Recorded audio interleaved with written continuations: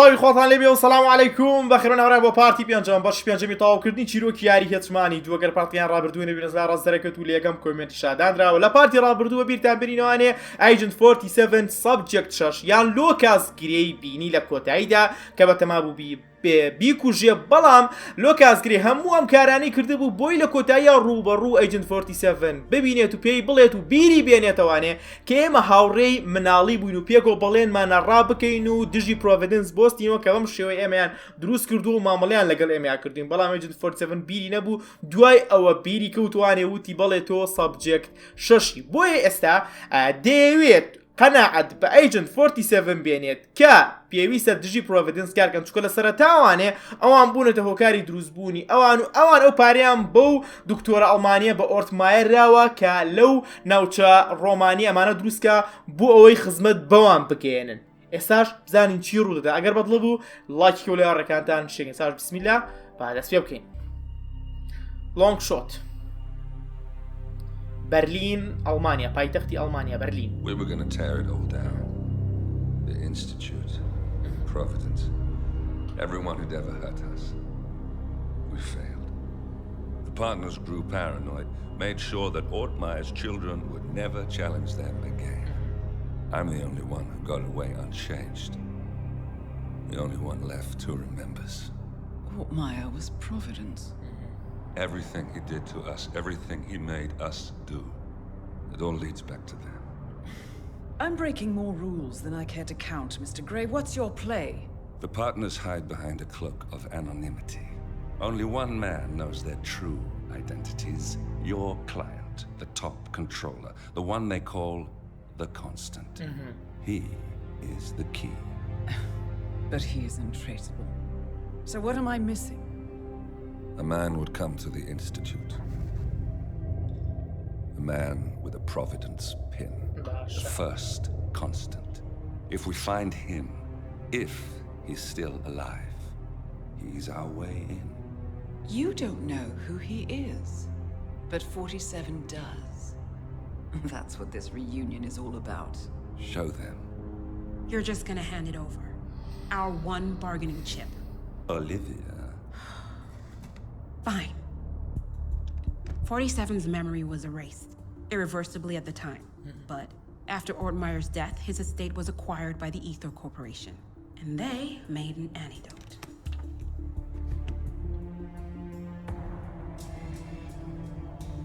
It's a long shot, I know. This is not how it works. We don't just join the revolution. ICA is neutral. We don't take sides. I hate to break it to you, lady, but neutrality is a side.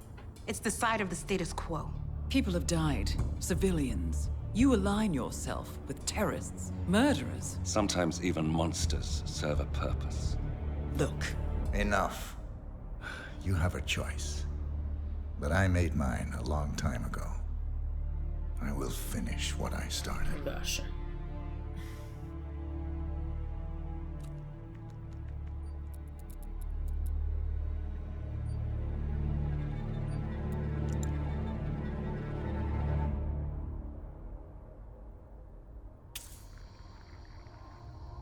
ئەو دەرزیەکەیان لە ملیە ئەو دەرزیە بوو کە لەو کۆمپانیا ڕفاندیان Most gifted of all my boys. So you're the pick of the litter. Tell me about the incident. The subject ran away. He and another boy. The instigator was punished accordingly. As were all the neighbors.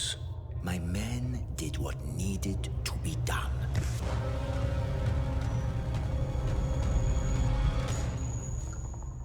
It won't happen again.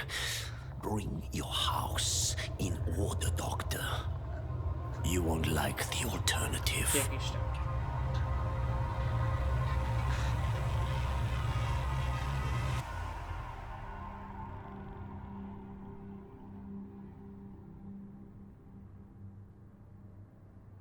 I remember who he is. I remember who he is.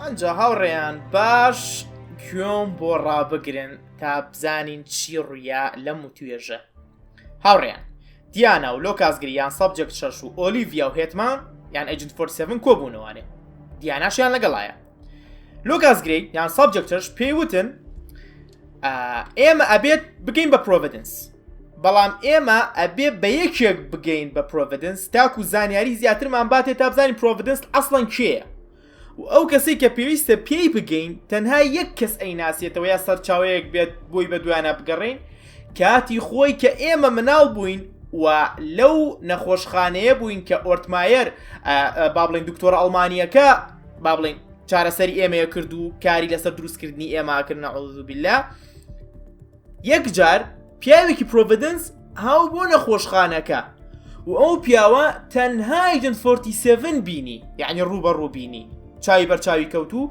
و لۆگۆی پرۆڤیدنس بەیەخێوە بوو باشە تەنها ئەبێ بۆ کەسە بگەین بەڵام ئێمە نازانین ئایا ئەو کەسە زینووە مردووە بیرتانە لێکی لە پارتەکان چوین بۆ باشووری ئەفریقا چوون بۆ کۆمپانیاک دەرزیەکیان ڕفان ئەم دەرزیە چییە؟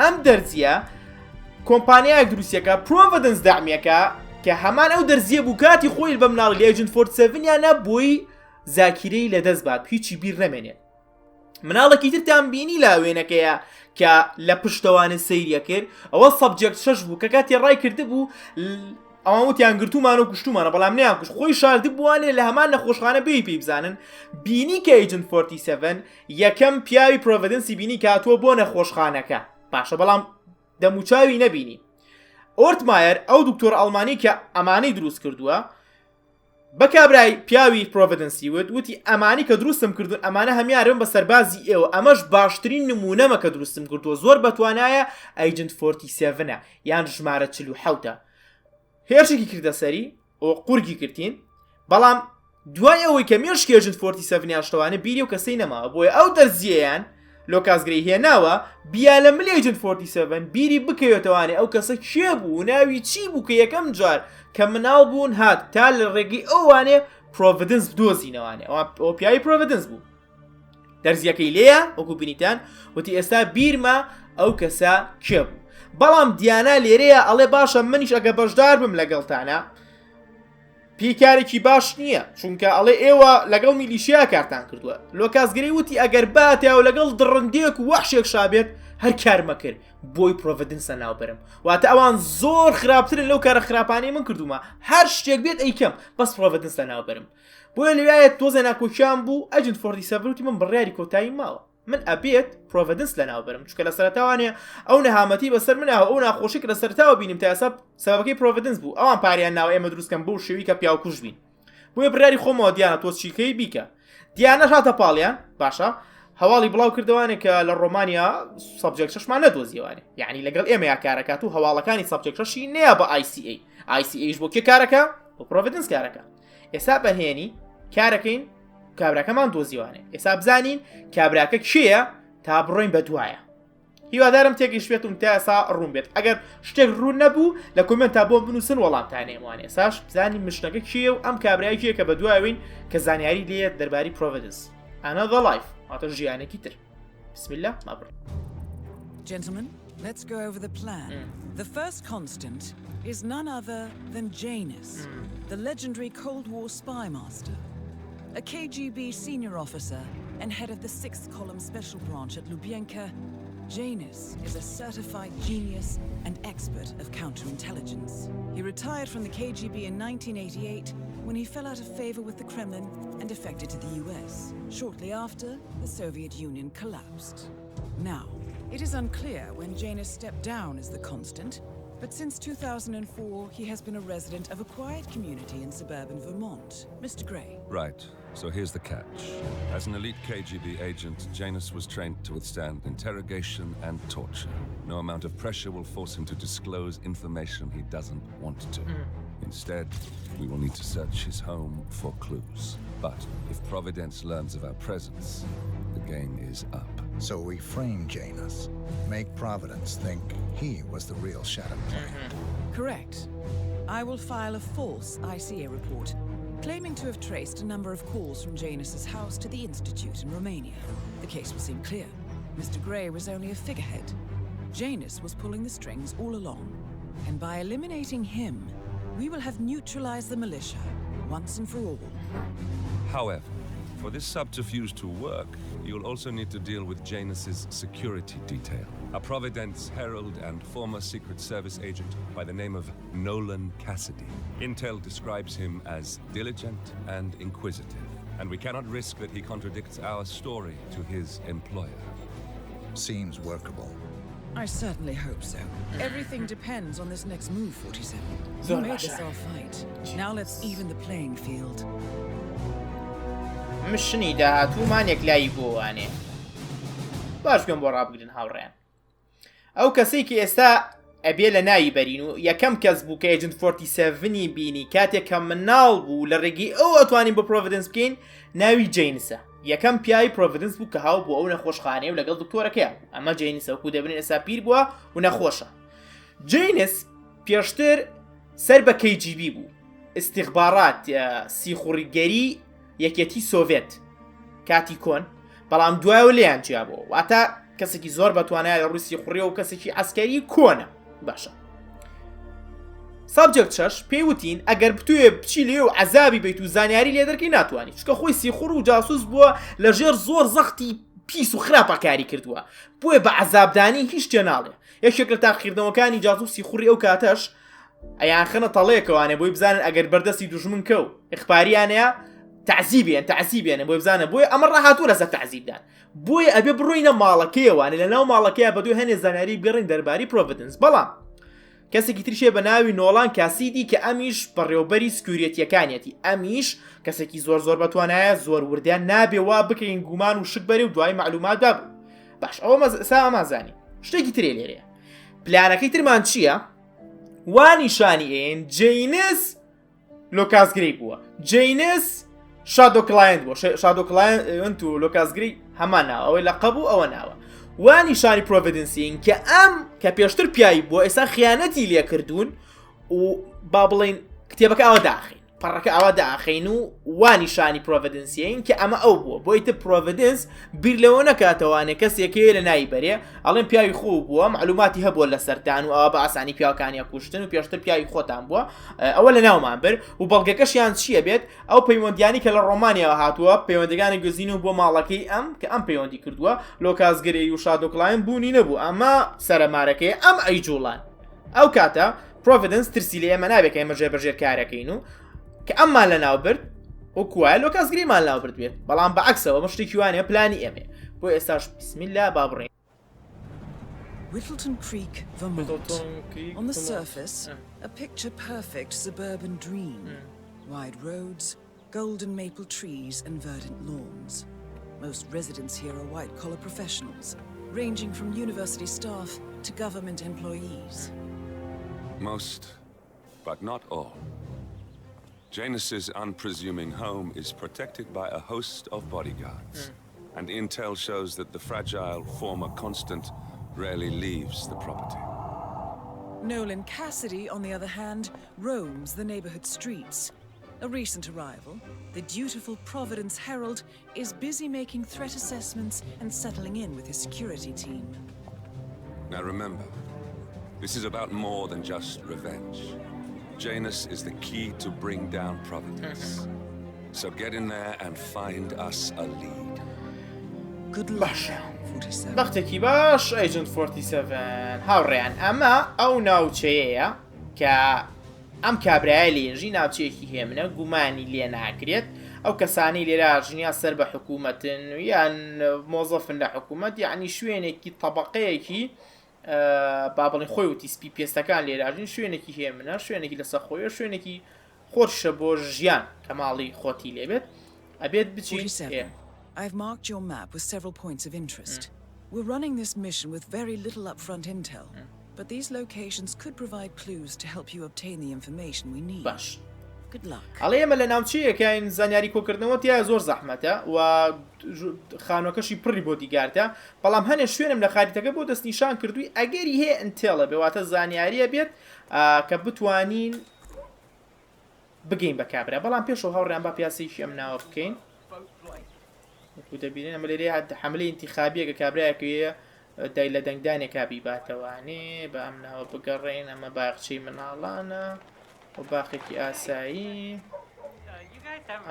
لێرە ناتوانین بڕۆینە ناوە باشە با پیاسەیەکی ئەو سەریش بکەین دوایە ئەڕۆین بۆ باوتان نیشان بین ئەوکو هەموو جارێڵێم وردەکارێکی یەکجار زۆر کراوە لە یاریەکانی ئەم بەشانی هێتمانەوەی کە لە 2016 بڵاوکراوەنجا ئەم دوو بەشەی تریش سێ بەشە لێرەیە Well, I've got this package for James Batty. It's from something called the Mysterious Cheese Company. I guess that would explain the smell. I swear to God, he gets the oddest things in the mail. He's a strange one, that James Batty.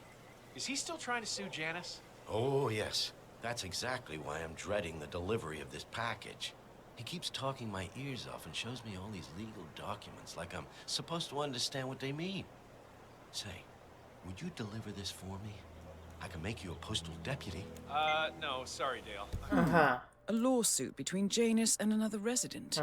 Might be a good place to start your investigation into Janus's life, 47.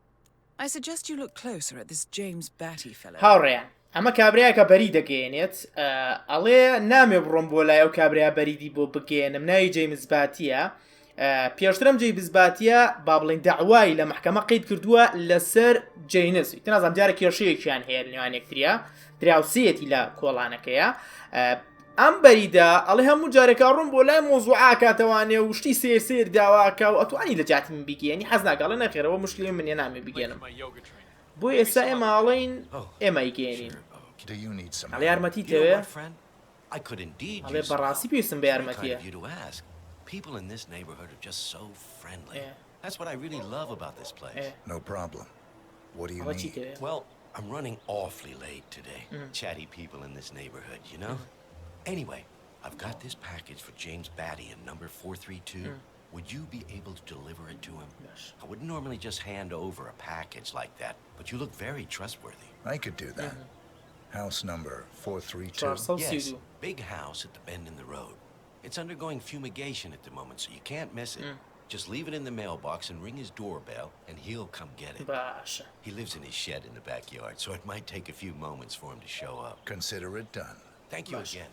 This place is just... ئەوە خانوەکەی بۆ باس کردین ئەوە ماڵەکەیەتی خانوەکەی بۆ باس کردین ڕقم 432 وتی تەنها بیخەرە و بۆکسی بەریدەکەەوە سنووقی بەریدەکەیوانی و لە جەڕەز بە خۆیەت ئەیهێنەیە لە باخەکەی پشتەوەی کات ئێستا ئەمە ڕێگایەکە بوو ئەوەی ئێمە لە ڕێگی ئەم کابراوانەیە هەنێ زانیاریمان بەدەست بێت تا بچینە ماڵەکەی جینسەوە ماڵەکەی جینس ئەوە ئاسانیە کامەری چاودێری هایە بۆدیگاردی لێیە Is Nolan Cassidy, former Secret Service agent and current Providence Herald. Cassidy is assigned to protect Janus. ئەمەش پێی ناسانین بۆدیگاردە سەرەکیەکەی جینسە کە ئیشی بەس پاراستنی جینسە Providence بۆی داناوە باشە ساژ با بڕۆین لەم بۆکسەیە ئەمە ئەم بەریدە دابنین دیڵە ئەنجا بچین لە جەڕەز بین بۆی کابرا بێت بەڵام دوایە پێویستە چی بکەین لە جەڕەسمان نا ستایەتە دەرەوانێ obtain those from the batch the lost ئەو داوایی کە لەسەری قەید کردووە ئەبێ بیهێنین سەلێرە ئەوەستین خۆمان مەشغوڵەکەین ئەوە کابرا خۆشی هات پێ بڕۆینە ناوانێ ئەو فایلانە بێنین کە بزانین لەبەر چی کێشەی هەیە و داوای قەید کردووە لە محکەمە لەسەر جینس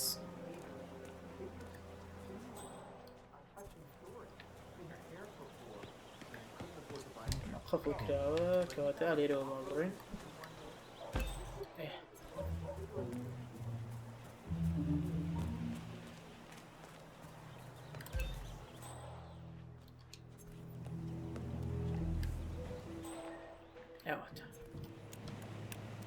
Janus is apparently engaged in a civil lawsuit with another resident of Whittleton Creek. James Batty, the plaintiff, wants Janus to stop his annual landing of a helicopter near the local creek. The lawsuit also mentions Nolan Cassidy and his unlawful surveillance around town. So Janus takes a helicopter trip once per year. I think we're onto something here, 47. 47, I think it would be beneficial to locate the unlawful surveillance mentioned in the lawsuit. Perhaps Nolan Cassidy's house would be a good place to start. باش داوای بۆچی لەسەر کابرا قەید کردووە بە تیارە هەنێ جار ئەنیشێتەوانێ بالیکۆپتەر و ئەو نیشنەوەی بەدڵ نییە یعنی با بڵێن دیارە بێزارکەرە بۆی بۆیە بۆ مادەرکە و ساڵی جارێک بە هەلیکۆپتەر ئەنیشێتەوانێ ئەوەی زانیمان بە هەمان شێوە خانووی ڕئیسی بۆدیگاردەکانیشی هەر لەکوێیە هەر لە هەمان کۆڵانە بۆیە ئەبێت لە ڕێگەی خانووەکەی ئەوان هەنێ زانیاری تر کۆ بکەینەوانێ ئەڵێن ساش پێ بچین بۆ خانووەکەی کێ چین بۆ خانووەکەی نۆڵان لێرەوە توانین بڕۆین دیارە هەلیکۆپتەرە سپادەی شێوێ بۆمان لێرە بۆدیگاردی لێیە ئەم بۆ دەرکە بە ئەو فەرم باشە جاکمە چۆن بڕۆمە ناوەوە بەرە باش هەڵێ چی ئەبێ یەکەم جار بچمە ناو خانووکەی وانێ چی بوو ببینێ لەو پەنجەرەوە خەری بوو ببینێ لێرەوە توانم بڕۆمە ناوە ئەوە هاتمە ناوە ڕیکۆردەری لێە ژووری ڕیکۆردەکان سەم برادەرە وریایان برادەرە بە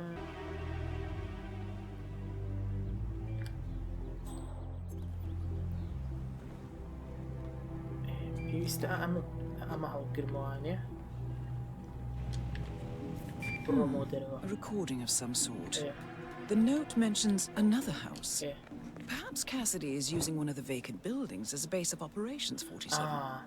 ئەڵێ ماڵێکی تر بەکارێنن بۆ شوێنی ئۆپەراسیۆنەکانیان ماڵەکەش 102 مەتر لێرەوە دوورە کەواتە ئیشی من لێرەوە نەما با بڕێن بۆ بەدەستێنانی زانیاری تر و ئەم دەمانچێلا بە ئەو هاوڕیان ئێرەش گەڕاین برا لێرە لە شۆ هاتووم لێوێ گەڕێمەوانێ شۆ هاتووی بگەڕێنەوە ئەوێ باشە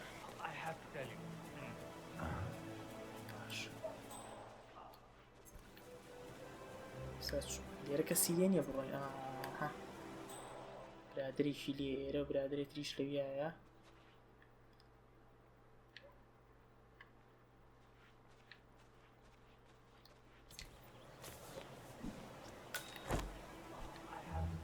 زۆر باشە لەنەوە ئەمانەیە نامابینێ بچینە قاتی سەرەوە ئالێرە برادانێت دوو سیانی لێرە بە ئەم کۆینم بەدەستەوە بۆ شوێنێ فڕێ بم تا بیان ژوڵێنم شوێ ئەوە بڕۆم برادرە برادرە جوڵان برادرە جوڵە وەش پشتی لێمە وەش پشتی لێمە هاتە با سەرکەوم لێرەوە سەرکەوم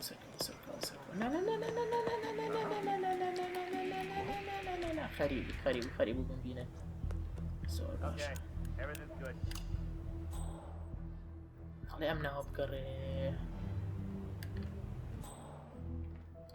ئەمە چییە ئەمە شوێنە نیەنیەکەیانە هاوڕێیان بۆ کۆبوونەوە و گۆڕینەوەی زانیاری و بابەتانە ئەوە چیە چ پسیشیانداناوە زانی بەتەمایشینەوە کاسێتە ماقسە ئەم شوێن تەزجیلەوە Yes, I understand you tried to reach me earlier. There you are, my boy. Yes, well, it's about the chairman's seat. I understand Frederick was overlooked despite my recommendations. Excellent. This confirms that Janus and the Constant will meet up soon. I don't think we'll be able to identify the partners today, but this is very useful. The tape doesn't specify where that meeting will take place, however. We need that final bit, 47. So, we know that Janus is expecting to leave Whittleton Creek via helicopter and that he's going to meet the Constant at some event.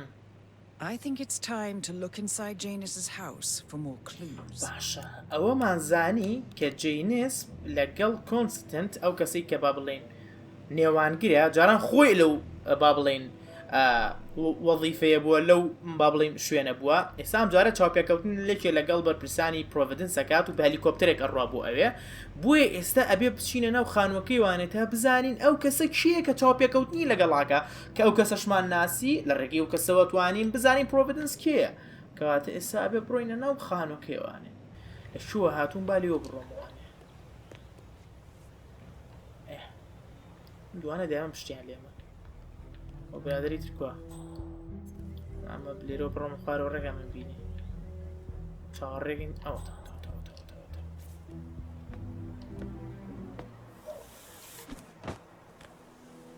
باش خۆ بخەرەنا ئەو گەڵاو بووڵەوە لێرە کەس نامان بینێ ئەلەم بینەوە توانم بڕۆم ئەم بینیان ئەڵی بۆ من داناوە ئەڵی بۆ من دایانناوە ئەوە جەیسۆن خۆیەتی جەنەس جەیسۆن نا خۆ شارەوە خەریب و خەریب و خەریب Janus, Cold War spy master and the first Providence constant. I wonder how much he remembers. How little he cares. ئەڵێ ئەمە یەکێکە لە ئەفسانەکانی جەنگی سار تەبعانی کەری سۆڤێت لە جەنگی سار جنایەتی لەگەڵ ئەمریکا بووە مش خسی خوڕی ئەوان بووە ئەڵێ یەکەم کۆنستنتی پرۆڤیدنس بووە یعنی یەکەم بەرپرسی پرۆڤیدنس بووە هەرێ بڕۆمەوە حەفلەوە کاگەم لێرەوە خواحافیز خواحافیز سەلام عەلەیکوم چیمانەیە هۆت دۆک بەرگار چ بس یاڵڵا باش و خۆم باشتر باس کرد ئەمە دەرەش حەفلەیەکیان کردووە لێرە وەختی حەفلە نییە با مەڵم بینەوانێ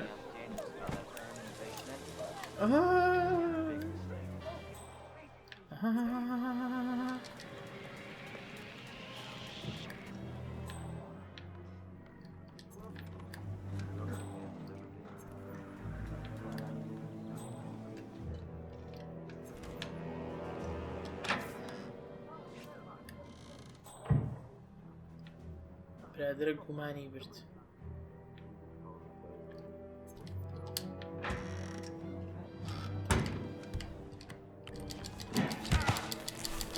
باش چلەکەی لەبەرکە بیهێنە بیکردن هەمووە وانجارێک کەسمان نەکوشت و هاوڕێنە بۆ تامبورانمانەوە هیوادارین ئەم جلەمان کەشفمان نەکە ئەم برادرەمان ناسێتەوە چونکەەوە نوقتە سپی لەسرە ئەسقەی ناکە لە پشتەوە ڕۆم یەکێ لەم پەنجەرانە بەشکم کرابێتەوە باشە بەختی ئێمە دانیە کراوەتەوە هەموو ئەمانی ناو شۆمان ناسنەوە ئێواتی نەژوورەوە ئەڵێ چی ئەمە سیارەکەیەتی گەراجەکەیەتی لێرە ئەڵێن ئەمە شەمبەرێ دەڕنەفیزە ئەڵێ خانووەکە بکەڕێمە خۆشمەزانە بێ خانووەکە بکەڕێم ئەمیشتە زۆر قورسە هاوڕێن زۆر قورسە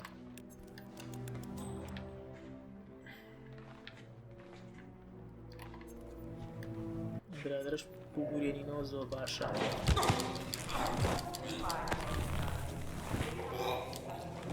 وەرە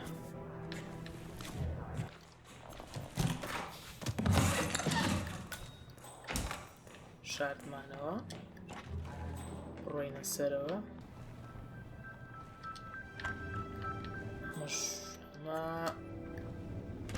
حەمام و شوێنی خۆگۆڕین و WCە ئابرانەیە بۆ ئێرە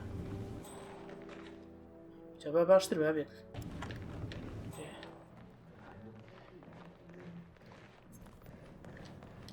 ئەوە کلیل سیێوەگە هەڵمەگرەوە بە کارەکتەرەکەشم بە دوای نەمساکەڕێ کامێرایشی لێرە ئەم برادرە بکوشم کامێرای چاودێرەکە پێمەزانێ من نام ناسێتەوە بەهانێ ژوور بکەڕێ ئەمەش هەر شوێنی جلشتن و کەوارێتە ئێمە ژوورێکی ترام ژوورە بەشکم معلوماتی لێبێ ئستوانەی کۆنە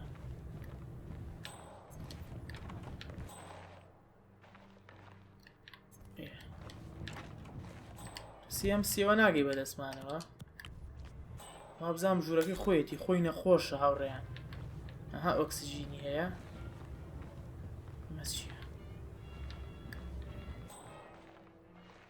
نازانم لەکوێ بە دوای زانیاریە بگەڕێم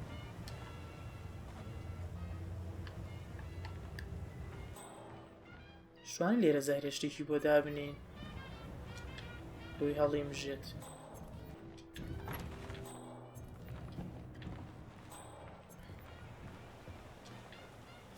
One of Janus's old microfilms. It might contain important information. All you need now is to find a device to read it on. ئەوە هینێک ماندۆزیوانە ئەڵە تەنها ئەمێرێک دەوێت ئەوە بخوێنێتەوە بزانم ئەمای خوێنێتەوانێ نا ڕادویش پێ مەکە بە ڕادویش پێ مەگە و تۆ چیەکەی سام برادرە بێت دێڵ وەرە با مش بورێنینەوانێ مەش ڕێمان لێ نەگرێ یاڵە وەرە وەرە وەرە وەرە وەرە وەرە وەرە وەرە وەرە سا ڕادیۆکە بژێنێتەوە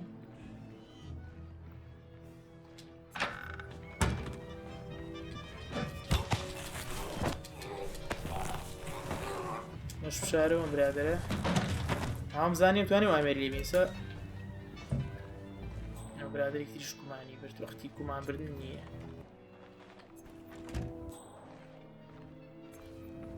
ئەوە کابرا خۆیەتی ئابراهیماگەشی بە دوایەتی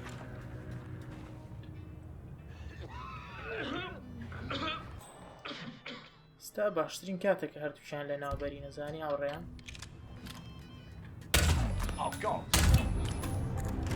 Finally, an end to Janus. Death feels like an easy way out for a man like him. Still, we are close now. 47. ئەوش لە تارگێتەکانمان لە ناوبرد بەسە بێم چە کوشتان هەڵگرینەوە ئانێکێ بێت دوایی پێمان نەزانن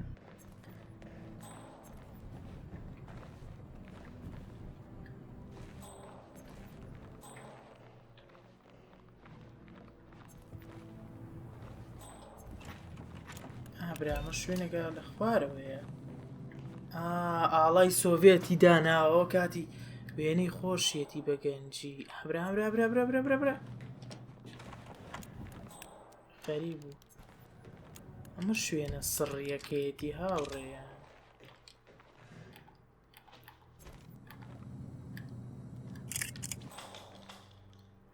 برادرە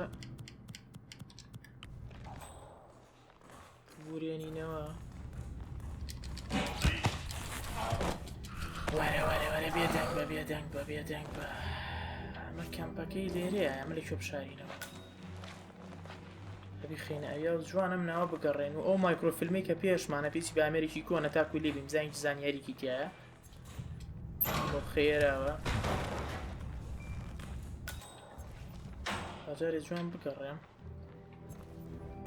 تیمتارانە چێمەتانە هەڵەگیرێن That's the last piece of the puzzle found, 47. While we didn't end up with the names or locations of the Providence partners as we had hoped, this at least gives us a clear bead on the Constant. We can expect to find him at the annual gathering of the Ark Society in November. It should be enough. The Ark Society annual gathering. 47, that's it. That has to be the event where Janus and the Constant are meeting. That's the last piece of the puzzle found, 47. While we didn't end up with the names or locations of the Providence partners as we had hoped, this at least gives us a clear bead on the Constant. We can expect to find him at the annual gathering of the Ark Society in November. It should be enough. هاوڕێنەی پێویست بوو دۆزیمانەوانێ لە نۆڤەمبەر لەگەڵ کۆنستەنتە تازەکە دانیشتنی هەیە لە ئارک سۆسایەتی ئەمە چییە؟ ڕەزەڵ کامێرەکەی چاودێریەکەیە هەمووی سووتان ئێساش هاوڕێیان یەک کەسماوە بێ لە ناوی بەری نەویشکیە مدیرینەکەیەتی بەڕێوبەر یان سەرکردەی سکیۆریتیەکەیەتی نۆڵان چونکە ئەگەر نۆڵان نەکوژی نۆڵان ئەڵێت ئەگە دوو ڕۆژێکە تۆمەتەکانمان قسە ملی ئەم نۆڵان لەوان دیفاعی لێ بکە بڵێ نەخێر ئەو کوژرا بەڵام یان دیفاعی لێ بکە بڵێ نەخێر شتی وانە ئەو لۆکاسگرەی نییە ئێوە ئەمەیان داناوە بۆی تۆمەت لەسەر خۆیان لابرن و ئەو بکەنە قوربانی بۆیە بێ ئەویش لە ناوبەرین زین و برادرە لەکوێ لە ماڵەکەی خۆیەتی کاتەبا لێرە بڕۆینە دەرەوانێ باشترین شتوایە من جلەکەی خۆم لەبەر کەموانێ ئەگەڕێ مۆژلەکەم گومانم پێ بە ئەو نقطە سپی لەسەرێتی یانی تۆ جلەکە و ئەگەرێ بوو ناسێتوانێ بۆ یەکە لێ نزیک بینەوانەیە جلەوە ناتوانێت لەگەڵ مادەمەتا جلەکەی خۆم لەبەرگەم و نۆڵان شەناوە بێت ئەوە کابرایە زانە ڕێگایە تر نییە بتوانین بیدۆزینەوانێ پێم باشە بڕۆمە ماڵی یەکێک ئالەمانە و لە قاتی دووەوانێ پێوی بنێم زانین چیڵن جارێ We'll spend the time in there eating and getting some intel. I can wait until they're ready. Very well, Mr. Cassidy. هەڵێم بڕۆمەنە ئەم خانووەوە لەو پەنجەرەیەوە پێوەی نێم کاتێک بێرەیە تێپەڕێ شنێکی ترێ لێرە And Mr. Wilson just keeps standing behind the ئەمە لە ماڵەش حەفلەیەکە ئێمە قساکە I know, it's weird. Why doesn't he go grab a new canister? I'm telling you, these new folks are strange. Yeah. The Wilsons are throwing a barbecue and everyone's invited. It sounds like Nolan Cassidy has some interest in the party as well, but for some reason, he's unwilling to go inside. Maybe you can help fix whatever's wrong in there, 47. ئێستا گوێم لێ بوو نۆڵان بێژێ لە بۆدیگاردەکانیەوە دیوە حەزم لە بەرگەریەکە و برسیمە اینجا ئەم دوو کەسەمان بینی قسەیانە گەرمە حەفلەشی کراوەیە هی ئەم کۆڵانەیە ئەم کابرایی کە خاوەنە ماڵەیە حەفلەیەکە هەنگی گەڕا و خەڵگاتۆ خواردنە خۆن و یەکتریە ناسن خەڵکی گەڕەکە ئەم دوانە باسەکەن ئەڵێن باش ئەو کابرایە ئەمریکا ڕئیسی بۆدیگاردەکەی زۆر بەم ناوەیەت و ئەڕات و کابراایەتی سەیرە چەند جار ویستێتی بێتە ژوورێوانێ ناتۆ باشە بۆ نایەت و خۆش ئێوێ خواردن بخوا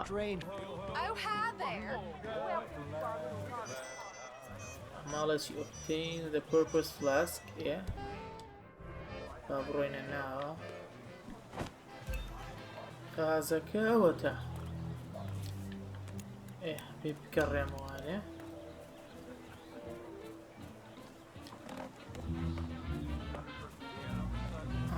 چون بەشی باربیکیوەکە ئەم غازە لێرە دانێ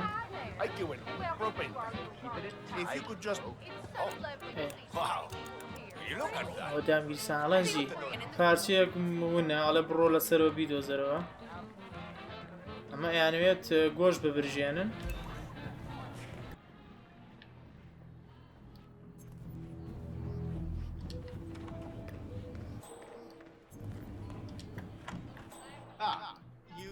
Room? Don't mind me. I'll find somewhere else.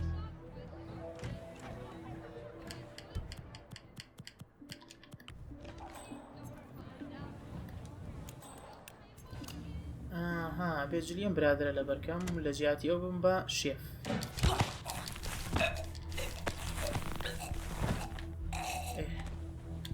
ئەو جلەتم بەرێ ئەم برادرش شارەوانێ جابێ ژەهرێ بدۆزمەوانێ تا تێگەیشت ببینە چێشلێنەرەکە و بەرگەرەکە ببرژێنین ئێساش پێویستمان بە ژەهری جرجە ئەوە ژەهری جرجە باشە مایکێنە ناو خواردنەکەەوە ئێستاش با بگەڕێنەوە ئەوە گەڕاینەوە لێرە ئەوەستی All right, folks. The food is ready. لە خواردنەکە ئامادەیە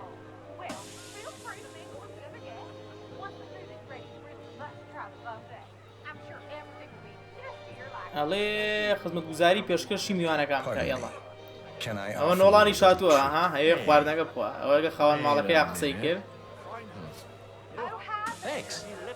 Yes.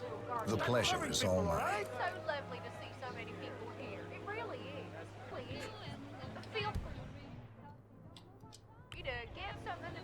Well, looks pretty busy here. I'll just wait my turn instead of trying to squeeze. Excuse me. Care for a snack? What in the world? Let's hope he likes his food, 47. هەڵە هیوادانی خواردنەکەی بەدڵ بێت Thanks. بەدڵێ بێت بەدڵێ بێت Sure.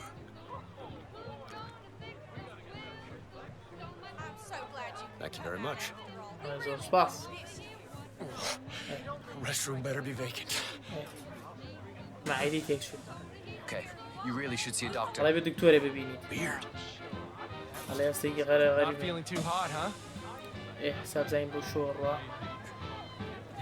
دوایان بکەین چی دەست بە ئاو بگەێنێت بەس باوەڕ ناگەمێنەکەی لەگەڵ یا بڕوا Oh هەرەسەکەی God, are you okay? Do you want me to call someone? No?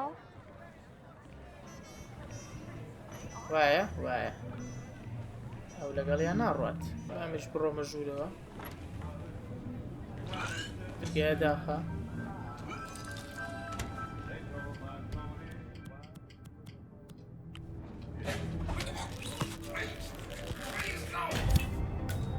And that is Nolan Cassidy taken care of. Both targets are confirmed killed. All that remains now is to find the information we came for, and then get out of here. All mission objectives are completed. 47, once you've left Whittleton Creek, I will notify Providence of our discovery. In the meantime, we'll go over the clues you found. Once we've located the constant, we'll make our final move. You make it sound so easy. ئەڵە زۆر باسانی کرد کار لێرە چوتە درەوانەیە زانیاریان باعیسی کە ئەو لۆ کاسگری بوو ئەو شادۆ کلایەنت بووە چێن برادرە لێرە خەوی لێگەوتووە ئەو کابرای بەریدەکەی با لێرە بڕێن درە چاڕی پاسەکەین ئەوە پاسی شاو کاگەمە بۆ شۆڕوە نەفەری پیانسەشە پیانسەی وایە باشە هاوڕێیان ئەمە کۆتایی پارتی پێنجەم بوو وەکو بینیتان هەیە زانیاریمان توانی کۆ بکەینەوانێ کە جۆناس بەتەما بۆ لەگەڵ کۆنستنتیان ئەو کەسێک ئێستا بەرپرس و وتە بێژی باوڵی پرۆڤیدنسە کۆبوونەوەیەکی هەیە هەنە زانیاری تریشمان بەدەستکەوت کە دەربارەی ئارک سۆسایەتی کە مەجموعەیەکن کۆبوونەوە ئەکەن بۆیە گەبەت لە بۆ لایکی لاوەڕەکانتان شەریک و سەبسکرایب بکەن و زەنگ لەگە چالاک ڤیدیۆگانتان باگادارکردن پێ بگاتون پێربەرتان لەگەڵا بوو سەلام عەلیکوم